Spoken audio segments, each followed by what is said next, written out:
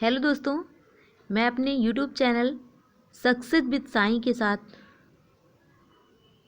आप सभी का स्वागत करती हूँ। मेरे चैनल का नाम ही है सक्सेस विद साईं। साईं भगवान के साथ आपको सफलता मिलेगी अगर आप चैनल से जुड़े रहते हैं। चलिए देखते हैं क्वेश्चन नंबर फर्स्ट। मैं सीटेट की जो श्रृंखला स्टार्ट की थी वही स्टार्ट कर रही हूँ, कंटिन्यू कर रही हूँ। तो इसका 20 नंबर तक मैंने सॉल्व कराए थे। क्वेश्चन नंबर 10 तक कराया था, फिर उसके बाद 11 टू 20 सेकंड वीडियो में, और ये थर्ड वीडियो मेरी रहेगी सीटेट के एग्ज़ाम के लिए सीडीपी की। तो क्वेश्चन नंबर फर्स्ट है, सफल समावेशन को निम्नलिखित की आवश्यकता होती है सिवाय डॉट डॉट। फर्स्ट ऑप्शन है क्षमता संवर्धन, सेकेंड ऑप्शन संवेदनशील बनाना, थर्ड ऑप्शन है पृथक्करण, और डी ऑप्शन है अभिभावकों की भागीदारी। तो देखिए, इसमें बोला जा रहा है कि सफल समावेशन को निम्नलिखित की आवश्यकता होती है सिवाय, मतलब जिसकी आवश्यकता नहीं होती है वो मुझे लेना है।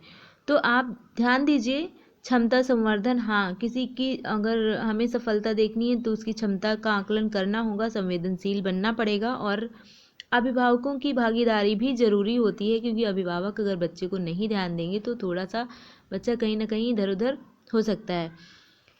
इसलिए इसका करेक्ट ऑप्शन मुझे सी दिख रहा है, क्योंकि जो पृथक्करण होता है ये नहीं होता है। पृथक्करण का मतलब होता है अलगाव, ठीक है। तो अलग नहीं किया जाता है। अगर बच्चों को इधर उधर समावेशन का मतलब ही होता है कि हम, चाहे वो बच्चा समावेशी शिक्षा जैसे होती है तो समावेशन से ही समावेशी शिक्षा होती है। तो इसमें ये होता है कि चाहे वो बच्चा विकलांग हो या बच्चा माइंड से कोई प्रॉब्लम हो उसको, या फिर अच्छा बच्चा, एक होनहार बच्चा है, उन सबको एक साथ बिठा के जो शिक्षा दी जाती है ना, तो सफल समावेशन भी यही होगा। ओके, तो इसका करेक्ट आंसर हो जाएगा सी ऑप्शन। नेक्स्ट क्वेश्चन देखते हैं। क्वेश्चन नंबर 22 रहेगा, सह शैक्षणिक क्षेत्रों में निष्पादन के आधार पर शैक्षणिक क्षेत्रों में निष्पादन के स्तर को बढ़ाने का औचित्य स्थापन किस आधार पर किया जा सकता है। नेक्स्ट इसका ऑप्शन रहेगा, यह सार्वभौमिक धारण को सुनिश्चित करता है। सेकंड ऑप्शन है, यह हाथ से किए जाने वाले श्रम के प्रति सम्मान विकसित करता है। थर्ड ऑप्शन है, यह वैयक्तिक भिन्नताओं को संतुष्ट करता है, और फोर्थ ऑप्शन यह है, हाशियाकृत विद्यार्थियों के लिए प्रतिपूरक भेदभाव की नीति का अनुगमन करता है। तो सभी बच्चे इसका कमेंट बॉक्स में आंसर पिन करेंगे। क्वेश्चन क्या कह रहा है, आंसर क्या दिए हैं, आप अपने अकॉर्डिंग उसको जो करेक्ट आंसर है उसको आप पिन करिए कमेंट बॉक्स में और बताइए। चलिए देखते हैं। क्वेश्चन नंबर 22 का करेक्ट ऑप्शन होगा सी। इसका भी सी ऑप्शन करेक्ट रहेगा। यह वैयक्तिक भिन्नताओं को संतुष्ट करता है, ठीक है। नेक्स्ट देखते हैं क्वेश्चन नंबर 3। विद्यार्थियों के पोर्टफोलियो में के लिए सामग्री का चयन करते समय डॉट डॉट का डॉट डॉट जरूरी होना चाहिए। फर्स्ट ऑप्शन है विद्यार्थियों का बहिष्करण, सेकंड है अन्य शिक्षकों का समावेशन, थर्ड है विद्यार्थियों का समावेशन, फोर्थ है अभिभावकों का समावेशन। तो देखिए, फर्स्ट ऑप्शन तो मेरे अकॉर्डिंग होगा ही नहीं, क्योंकि विद्यार्थियों को बहिष्करण कर दिया गया है, मतलब उनको बाहर कर दिया गया है, तो वो तो हो नहीं सकता है। सेकंड है अन्य शिक्षकों का समावेशन, नहीं, अगर हमें पोर्टफोलियो के लिए सामग्री का चयन करते समय हमें अगर सामग्रियों का चयन करना है तो हमें अन्य शिक्षकों की कोई ज़रूरत नहीं है। नेक्स्ट है विद्यार्थियों का समावेशन, और लास्ट है अभिभावकों का समावेशन। तो इसमें अभिभावकों का समावेशन भी नहीं जरूरी है जितना जरूरी है विद्यार्थियों का समावेशन। तो करेक्ट आंसर हो जाएगा सी। नेक्स्ट आंसर देखते हैं। Question number 24। तो क्वेश्चन 24 क्या कह रहा है, निम्नलिखित में से अंतः विषयी अनुदेशन का सर्वोत्कृष्ट लाभ यह है कि, अंतः विषयी अनुदेशन का सर्वोत्कृष्ट, ठीक है। तो जल्दी से इसको आप लोग अच्छे से पढ़िए और उसके बाद इसका करेक्ट आंसर आप पिन करिए। तो इसका फर्स्ट ऑप्शन है विद्यार्थियों के विभिन्न विषय क्षेत्रों के विशेष प्रकरणों के प्रति नापसंदगी विकसित होने की कम संभावना होती है।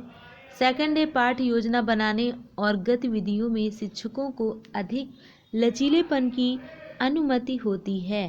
थर्ड ऑप्शन है विद्यार्थियों को सीखे गए नए ज्ञान का बहु संदर्भों में अनुप्रयोग करने और सामान्यीकृत करने में के अवसर दिए जाते हैं। फोर्थ ऑप्शन है प्रकरणों की विविधता जिन्हें परंपरागत पाठ्यचर्या में संबोधित किए जाने की आवश्यकता है से शिक्षकों की अभिभूत होने की कम संभावना होती है। तो चलिए देखते हैं इसका करेक्ट आंसर क्या होगा।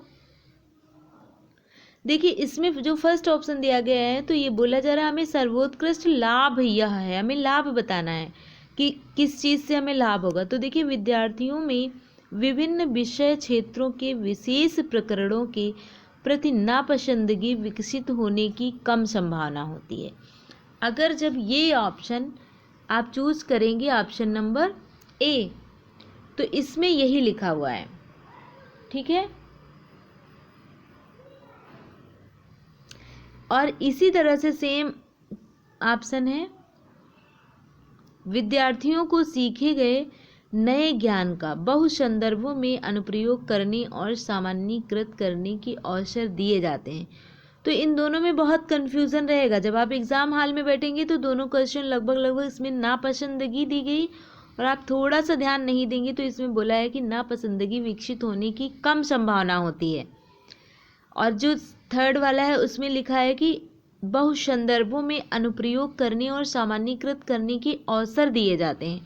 तो देखिए बहु संदर्भों का मतलब है कि बहुत सारी चीज़ों में बच्चों को अनुप्रयोग करने के लिए और उनको सामान्यीकृत करने के लिए, मतलब उनको नए नई चीज़ों बहुत सारी चीज़ों में उनका माइंड डेवलप होगा। जैसे चीज़ों से जब वो मिलेंगे घुलेंगे, चाहे वो बहुत लोगों से हो या फिर बहुत सारे इंस्ट्रूमेंट वगैरह हो क्लास में, तो बच्चा उसको जब उस तरह के अवसर मिलेंगे तो वो ज़्यादा सीखेगा। अगर आप सोचिए कि सिर्फ एक टीचर पढ़ाए उसको और बस बोर्ड पे जाए और लिख दे और बच्चे को बुक से नोट करवा दे तो हो जाएगा, नहीं। आप बच्चे को कई सारे चित्र दिखाइए, फिगर दिखाइए और कई सारे फ्लैश कार्ड वगैरह भी बनाइए, उनको चार्ट के माध्यम से समझाइए। नहीं समझ में आता तो आप प्रोजेक्ट के माध्यम से समझाइए। तो जितनी संदर्भों में उनको लेंगे बच्चा उतना ही क्रिएटिव होगा। तो चलिए देखते हैं इसका करेक्ट आंसर हो जाएगा। इन दोनों में आप लोग बताइए जरा, कन्फ्यूज़न तो बहुत है। इसका करेक्ट जवाब होगा सी। ओके, ये मत समझ लेना कि मैम ने दोनों पे बॉक्स किया है तो दोनों सही है, नहीं, इसका करेक्ट आंसर सी हो जाएगा। लेकिन दोनों में कन्फ्यूज़न बहुत है, आप लोग एग्ज़ाम हॉल में नहीं समझ पाते ही, इसी वजह से रॉन्ग हो जाता है। तो थोड़ा सा जिन ऑप्शन में डाउट रहेगा उन्हीं दोनों पे हमें हाईलाइट करके उनको ही डिफरेंस उनमें करना है और उन्हीं में हमें करेक्ट चूज़ करना है। दो ऑप्शन तो तुरंत निकल ही जाते हैं बट दो में कन्फ्यूज़न रहता है। चलिए नेक्स्ट क्वेश्चन देखते हैं, बहुत टाइम ले लिया इस क्वेश्चन ने। शिक्षक ...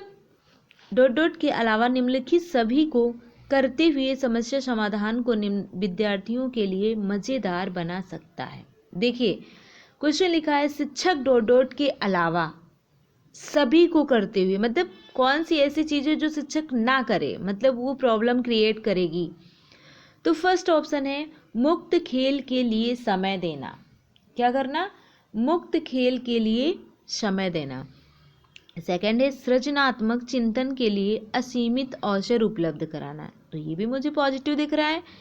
थर्ड है जब विद्यार्थी स्वयं से कोई कार्य करने की कोशिश कर रहे हों तो उनसे परिपूर्णता की अपेक्षा करना। नेक्स्ट है मुक्त अंतः वाली सामग्री उपलब्ध कराने को। तो देखिए इसमें हमें ये है कि वो ऑप्शन चूज करना है जिसके अलावा सभी से बच्चा समस्या का समाधान कर ले। तो देखिए अगर आप मुक्त खेल के लिए समय देंगे तो बच्चा अच्छे से अपने आप को प्रभावी बना सकता है, उसमें बहुत अच्छा परफॉर्मेंस करेगा। अगर आप सृजनात्मक चिंतन के लिए असीमित अवसर देंगे, बच्चे को सोचने का मौका देंगे तो बच्चा अच्छा करेगा। आज नहीं टाइम है, आज नहीं बना पाया है, नहीं सोच पाया है, दूसरे दिन सोचेगा। थर्ड ऑप्शन है जब विद्यार्थी स्वयं की कोई कार्य करने की कोशिश करे, अगर वो अपने आप से कोई कार्य करने की कोशिश कर रहा है तो उनसे परिपूर्णता की अपेक्षा करना। अगर हम उससे कोई परिपूर्णता की अपेक्षा करेंगे कि वो अच्छा नहीं करेगा, या उनसे जो है त्रुटियों को कम करने के लिए कहना कि भाई गलती नहीं होनी चाहिए, अच्छा ही काम करना, तो बच्चा परेशान हो जाता है कि यार मुझे तो फाउंडेशन लगा दी गई है कि गलत नहीं करना है, आपको अच्छा ही करना है। तो उसे डर लगने लगता है और वो गलत सही काम को भी गलत कर देता है। तो उसे एकदम खुले माहौल में छोड़े, बच्चा जैसा उसका माइंड करेगा वो अच्छा से अच्छा करने की कोशिश करेगा। बस उसको थोड़ा सा मोटिवेट करते रहिए कि आप तो बहुत अच्छा कर लेते हो, आप बहुत अच्छा करके ही रहोगे। तो इसमें जो सी ऑप्शन है वो निगेटिव है। बच्चे को ऐसा नहीं करना चाहिए कि नहीं वो ऐसा ही करेगा, या अगर थोड़ा सा कम किया या गलती उससे पहले ही बोल दो, अरे गलती नहीं करना, जरा सी मिस्टेक नहीं होनी चाहिए, तो बच्चा परेशान हो जाएंगे, अरे मैम ने तो बोला है जरा सी मिस्टेक नहीं होनी चाहिए। हाँ, बच्चों से ऐसा करना चाहिए, ले जाइए बेटा करिए इसको, जैसा कर पाइए अच्छे से बेटर करिए और मेरी उम्मीद है कि आप बहुत अच्छा करेंगे, है ना। ऐसे बोलेंगे तो बच्चा अच्छा करने की कोशिश करेगा, अगर वो नहीं कर पाता है तब भी। नेक्स्ट क्वेश्चन देखते हैं। वे विद्यार्थी जो समृद्ध ज्ञान और शैक्षणिक दक्षता की हार्दिक इच्छा प्रदर्शित करते हैं उनके पास होता है। देखिए इसमें क्या कह रहा है क्वेश्चन, उनके पास क्या होता है। फर्स्ट ऑप्शन है नैपुण्यता अभिविन्यास, सेकंड है निष्पादन उपागम अभिविन्यास, और थर्ड है निष्पादन परिहार अभिविन्यास, और फोर्थ है कार्य परिहार अभिविन्यास। तो इसका जो ऑप्शन करेक्ट होगा वो होगा निष्पादन उपागम अभिविन्यास। Okay, B option is the correct. Next 7 number question देखते हैं। प्राथमिक कक्षा में सकारात्मक वातावरण निर्मित करने के लिए एक शिक्षक को क्या क्या करना चाहिए। सुबह प्रत्येक बच्चे का अभिवादन करना चाहिए, विभेद नहीं करना चाहिए और प्रत्येक बच्चे के लिए समान लक्ष्य सुनिश्चित करने चाहिए। थर्ड ऑप्शन है समूह गतिविधियों के दौरान समाज मिति के आधार पर उन्हें अपने समूह बनाने की अनुमति देनी चाहिए। फोर्थ ऑप्शन है सकारात्मक अंत वाली कहानियाँ सुनानी चाहिए। इसमें बोला क्या गया है, एक शिक्षक को निर्मित करने के लिए, मतलब एक शिक्षक को निर्मित करने के लिए प्राथमिक कक्षा में सकारात्मक वातावरण निर्मित करने के लिए एक शिक्षक को करना चाहिए।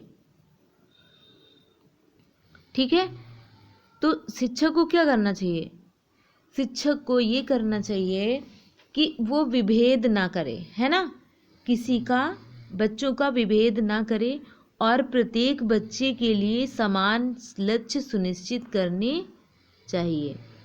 ओके, तो इसका करेक्ट आंसर बी हो जाएगा।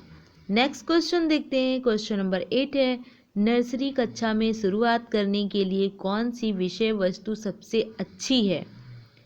कौन सी सबसे अच्छी विषय वस्तु, मेरा पड़ोस, मेरा विद्यालय, मेरा परिवार, मेरा प्रिय मित्र। ये सीटेट का फेवरेट क्वेश्चन है। इस तरह का क्वेश्चन सीटेट जरूर लेता है और ये अच्छे से आप लोग पढ़ के जाइएगा, जरा सी भी कंफ्यूजन नहीं करिएगा, फ्री का नंबर है ये। ठीक है, तो इसमें आपको पता होगा कि अगर बच्चों को हम घर से स्टार्ट करते हैं, मतलब कहानियाँ उसको सुनाते हैं कि बेटा आपके घर में कितने लोग, एक बच्चा था, उसके घर में उसकी मम्मी थी, पापा थे, उसके दादी थे, बाबा थे, अंकल आंटी थे, है ना, उसका नाम ये था। मतलब बच्चे को ऐसी कहानियाँ सुनाइए, ऐसा उसको मोटिवेट करिए कि उसके घर ही के बारे में पहले स्टार्ट करिए कि उसके वो पापा हैं, वो अंकल हैं, वो भाई है, वो बहन है ना। तो बच्चा ये सब उसको घर के बारे में तो पता ही होता है, तो उसमें थोड़ा सा माइंड अपना लगाएगा और जिस चीज़ के बारे में उसको नहीं पता उसमें वो माइंड अपना नहीं यूज़ कर पाएगा। तो जब हम उसका जो शुरुआती दौर होता है, अगर हम उसके परिवार को लेकर पढ़ाना स्टार्ट करेंगे तो बच्चा बहुत अच्छा परफॉर्मेंस करेगा। नेक्स्ट नंबर है 29, बच्चों द्वारा की जाने वाली त्रुटियों के संबंध में निम्नलिखित में से कौन सा कथन सत्य है। तो फर्स्ट ऑप्शन है स्वयं बच्चों द्वारा त्रुटियों को सुधारा जा सकता है। इसलिए शिक्षक को उन्हें तुरंत ही नहीं सुधारना चाहिए। मतलब कहने का ये है कि अगर शिक्षक सुधार सकता है तो तुरंत नहीं सुधारो, बाद में सुधार लो। ठीक है, नेक्स्ट देखते हैं, यदि एक शिक्षक कक्षा कक्षा में सभी बच्चों की त्रुटियों को सुधारने योग्य नहीं है तो यह संकेत करता है कि शिक्षक शिक्षा की व्यवस्था असफल है। अच्छा, ये तो बिल्कुल सही है। एक शिक्षक को प्रत्येक त्रुटि पर ध्यान नहीं देना चाहिए, अन्यथा पाठ्यक्रम पूरा नहीं होगा। अरे ये तो बहुत गलत बात है। ऐसा कैसे है? अगर आप त्रुटि पे नहीं ध्यान देंगे तो बच्चा त्रुटि पे त्रुटि करता जाएगा, और सिलेबस तो सबको कंप्लीट करना ही होता है। ऐसा थोड़ी कि गलती देखेंगे तो सिलेबस नहीं कंप्लीट होगा। फोर्थ ऑप्शन है, प्रत्येक त्रुटि को सुधारने में बहुत अधिक समय लगेगा तथा एक शिक्षक के लिए थकाने वाला होगा। नहीं, ये भी गलत है। तो देखिए, फर्स्ट वाला भी रॉन्ग ही है मुझे लगता, क्योंकि ऐसा थोड़ी ना है कि स्वयं बच्चों को त्रुटियों को सुधारा जा सकता। अगर हम जानते हैं कि हम इसकी त्रुटि को सुधार लेंगे तो हम 2-4 दिन नहीं कहेंगे, तो फिर उसकी आदत पड़ जाएगी, उसके बाद मैं तो नहीं सुधार सकती, है ना। तो इसलिए हमें करना क्या चाहिए, यदि एक शिक्षक कक्षा कक्ष में सभी बच्चों की त्रुटियों को सुधारने योग्य नहीं है तो यह संकेत करता है कि शिक्षक शिक्षा की अव्यवस्था असफल है। अगर वो बच्चे को नहीं सुधार पा रहा है, बच्चे की कक्षा व्यवस्था को नहीं मैनेज कर पा रहा है, तो इसका मतलब ये है कि वो जो शिक्षक है वो शिक्षा की अव्यवस्था असफल है। मतलब वो कोई व्यवस्था नहीं कर पा रहा है, उसमें वो परफॉर्मेंस अच्छा नहीं कर पा रहा है। नेक्स्ट क्वेश्चन देखते हैं, 30 नंबर, और यही मेरा लास्ट क्वेश्चन रहेगा। निम्नलिखित में से कौन सी विशेषता समस्या समाधान उपागम का विशेष चिन्ह है? तो देखिए इसमें क्या है, समस्या कथन में संकेत अंतर्निहित रूप से दिया होता है, समस्या मौलिक होती है, सही उत्तर प्राप्त करने का सामान्यतः एक उपागम होता है, समस्या केवल एक सिद्धांत प्रकरण पर आधारित है। तो आप लोग देखिए और बताएं। इसका करेक्ट आंसर होगा, समस्या कथन में संकेत अंतर्निहित रूप से दिया होता है। देखिए, समस्या कथन में जो संकेत होता है वो अंतर रूप से निहित होता है, मतलब दिया जाता है। तो ये मेरा लास्ट क्वेश्चन था और मैं यहीं पे अपनी वीडियो एंड करती हूँ। आई होप आप लोगों को मैंने बहुत एक्सप्लेन करके समझाया है और समझ में भी आया होगा। तो प्लीज़ वीडियो को लाइक, शेयर एंड सब्सक्राइब करिएगा।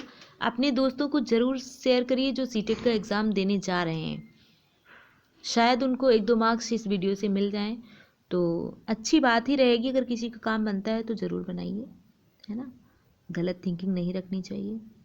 अगर आप किसी का काम बनाएंगे तो आपका कल सामने वाला कोई ना कोई ज़रूर बनाएगा।